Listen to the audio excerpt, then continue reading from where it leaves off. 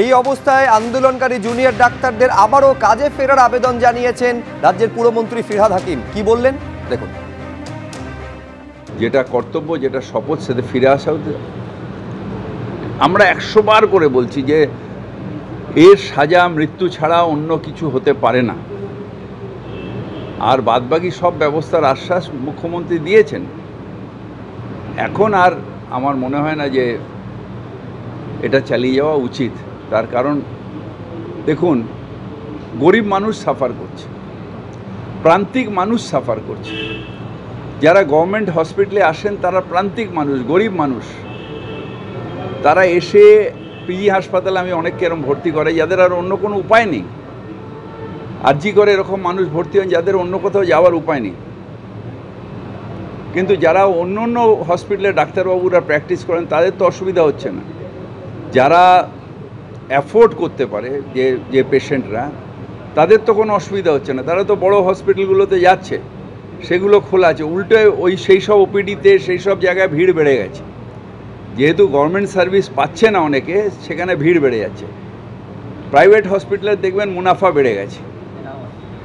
সুতরাং গরিব মানুষের ওপর এখনও ওনাদের বোঝা উচিত যে দে আর সার্ভিং দি পুয়ার পিপল। সুবিচার হবে, বিচারের বাণী নীরবে নিভৃতে কাঁদবে না। যে 5 দফা দাবিতে প্রথম থেকে অনড় ছিলেন জুনিয়র ডাক্তাররা, তার মধ্যে অন্যতম ছিল কলকাতার পুলিশ কমিশনার পদে বিনীত গোয়েলের অপসারণ। এবং এই দাবি নিয়ে আপনারা জানেন এই জুনিয়র ডক্টরস ফ্রন্টের তরফে লালবাজার অভিযান পর্যন্ত করা হয়েছিল এবং একেবারে কলকাতার পুলিশ কমিশনারের সঙ্গে বৈঠক করার সময় শিরদাঁড়া পর্যন্ত তারা নিয়ে গিয়েছিলেন।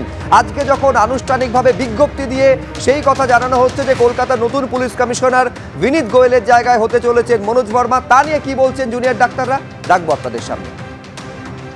যেহেতু আমরা যেই নিয়ে আমরা এখানে এসেছিলাম, আমাদের মেইন টার্গেট ছিলই এটা, আমরা ডেপুটেশনে দিয়ে রেখেছিলাম যাতে ডিএমএডিএইচএস সিপিএনদের অপসারণ বা পদত্যাগ করার কথা। তো সেই ক্ষেত্রে মুখ্যমন্ত্রীর ডিসিশনকে আমাদের সঙ্গেই গেছেন, উনি বলেছেন যে সরিয়ে দেবেন, তো সেটা করেছেন।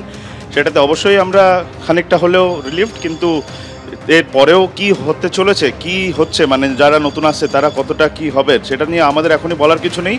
ফার্দার ডিসিশন আমাদের তরফ থেকে যেটা হবে আমাদের মিটিংয়ের পরে আমরা জানাবো। মিটিং চলছে আমাদের, আমরা আশা করছি ভালো কিছু সামনে আসতে চলেছে। মহামান্য সুপ্রিম কোর্টের আজকে যে এরকম রায় দিয়েছেন, ওনারা আমাদের ওপর খানিকটা ছেড়েছেন, এটার জন্য আমরা খানিকটা পজিটিভ অ্যাটিটিউড নিয়েই আছি।